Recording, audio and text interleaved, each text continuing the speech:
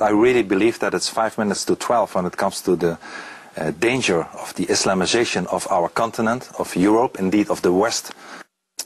Now, welcome, Geert Wilders. As we just heard 1 year ago, you said in an interview with a colleague of mine, it's 5 minutes to 12 when it comes to the Islamization of the continent. Tell me first shortly, what's the time now? It's still a few minutes to 12, maybe 4 minutes to 12, because the Islamization is continuing. Only in my country we had 140,000 immigrants last year. But there's also good news. Parties like my party are getting stronger. My party became second largest party of the Netherlands in the European elections last year.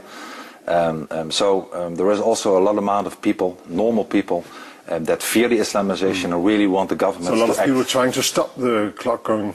Well, more people, not a majority yet, but more people than ever are supporting parties like mine that want to fight for freedom and stop the Islamization of our societies. You've compared Islamization with a tsunami. Why is that? Well, because the amount of the influx of both the mass immigration from Islamic countries and also the demographical changes are enormously. For instance, we have in the Netherlands today, we have 1 million people from Islamic background, and there were not even 100 some decades, 100 years ago.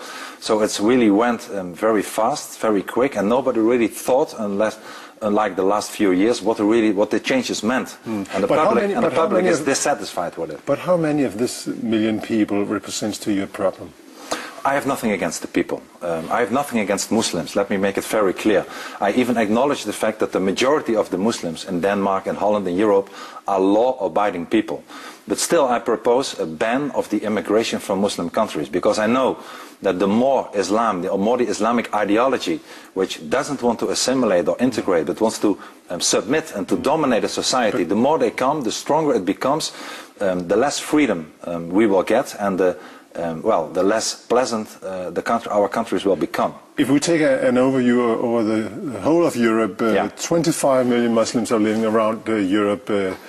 How many are we talking about being a problem here? Yes, well, in the whole of Europe, if you look besides the European Union, the numbers are higher. It's 50 million Muslims today, and it will be doubled in a few decades' time. In the year 2025, 1 out of 3 children born in Europe will be born out of Muslim parents.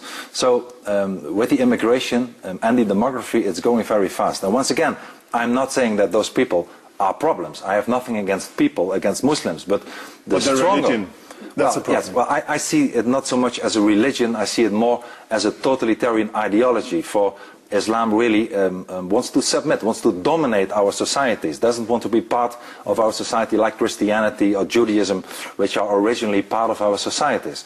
So if this becomes stronger, you know that Islam, you know that the Quran, you know that Sharia law, which is part of the Islam, has nothing to do with freedom, has nothing to do with the rule of law. Sharia means that women, that homosexuals, that everybody who is not a Muslim will pay a very high price. But still, Mr. Wilders, I'm asking, who's the problem here?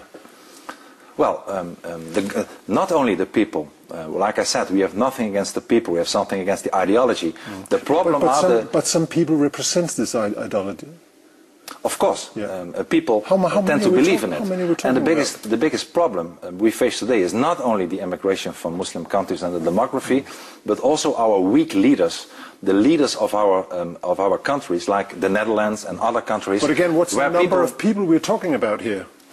Well, an enormous amount of people. Like I said, 50 million people are living in Europe today, and I assure you that even though the majority of the people in our societies today are non-violent, are not terroristic, are not criminals, that the sooner the numbers are increasing, if a society will stay at 20, 30, 40% out of Muslims, an entire society will change. It will cost us our freedom. You already see it today, even here in Denmark. I believe that in the city of Copenhagen a few years ago I saw a report that 80% of the crimes were committed by immigrants, most of them Muslim. It's the same in the Netherlands. So you see, unfortunately, a change for the worse when it comes to crime, when it comes to intolerance, when it comes to the beating of gays, and for instance the city of Amsterdam, when it comes to the governments that are giving in and that are stopping the freedom of speech in our societies. Sorry to interrupt. Yes. But how many are we talking about here? How many represent this problem? Well, a lot. There was many surveys. What's a lot from your point of view? Millions, tens of millions. There was a survey. What about this tens of millions? Please, you asked me a question. I want to finish my answer. In the Netherlands, there was a survey that 1 out of 3 Muslim youth wanted to install Sharia. In the United Kingdom, we had a survey that 30–40% of the Muslim students there said that they want to get rid of democracy, also want to install the caliphate, want to install the Sharia. You see the same numbers in Sweden and even in your own country, Denmark. You see that it's still a minority, but a huge amount of Muslims really want a different society than the democratical society that we have today. And as long as they are not a minority, but as soon as they start becoming stronger, they will, I'm sure, change their tune, and it will be too late to fight back. And if you were the one to decide, then what should happen to all these people, to these millions of Muslims? Well, the people are already in our societies and don't want to go back to their countries on a voluntary basis. I have a very clear message. If you abide by our laws, if you abide by our values, by our rule of law, by our constitution, you are very welcome to stay. And you are equal as anybody else, and we will even help you. How many do you expect could abide this? Yes, but let me please finish my question. So if you abide by all the laws and values, you are welcome to stay. But if you don't, if you commit a crime, if you start thinking about jihad or Sharia, then it's very clear we will send you away, we will send you packing, we will strip you of the Dutch or Danish nationality, and we will send you away. So it's a red line, abide by the rules, and you are welcome to stay, and if you don't, we will send you away the same day, and at the same time we want to stop of the immigration from Muslim countries, from any Muslim countries to our societies. How many do you expect to abide the law? Well, unfortunately, you will see, even here in your country, Denmark, 70% of the population in your prisons consist of people from Islamic background. In Holland, it's unfortunately not so much different. You see all over Europe, if you look at the statistics, so it's not an opinion, I'm talking about facts, that if you look at the crime rates, that people from Morocco, Algeria, other countries are unfortunately, I wish it was different, but what would you do to all these people? What would you do to all these people? Well, I mean, we're talking about millions of people.